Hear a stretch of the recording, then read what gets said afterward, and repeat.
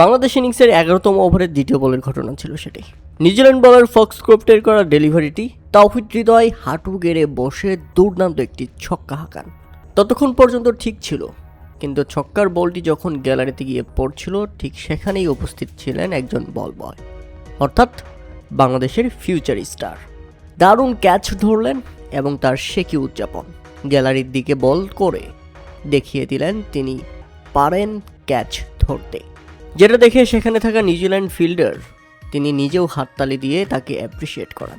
যতক্ষণ বল সেলিব্রেশন করছিল সেই ছেলেটি, তার কাছে কখনো বল চায়নি নিউজিল্যান্ডের সেই ফিল্ডার, তিনি শুধু হাততালি দিয়ে যাচ্ছিলেন, যেটাতে ব্যাপক খুশি হয়েছে সে। আর টিভি রিপ্লাইতে যখন তাকে বারবার দেখানো যাচ্ছিল তখন সে সেটা তাকিয়ে তাকিয়ে দেখছিল। সে হয়তো ভাবছে, হাই, আজকে আমাকে টিভিতে দেখাচ্ছে। এটা শুধুমাত্র সম্ভব হয়েছে তামিম ইকবালের জন্য। বিসিবির নতুন সভাপতি তামিম ইকবাল আবারও বল বয় সংস্কৃতি চালু করেছে বাংলাদেশ ক্রিকেটে।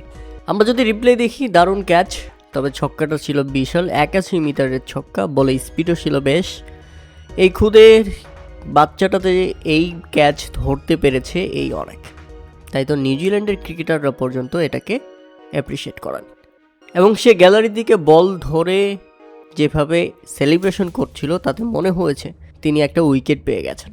তিনি সত্যি সত্যি বাংলাদেশ দলের হয়ে খেলছেন এবং সত্যি সত্যি ক্যাচ ধরে ফেলেছেন, অথচ তাওহিদ হৃদয়ের ক্যাচটাই তিনি ধরেছেন।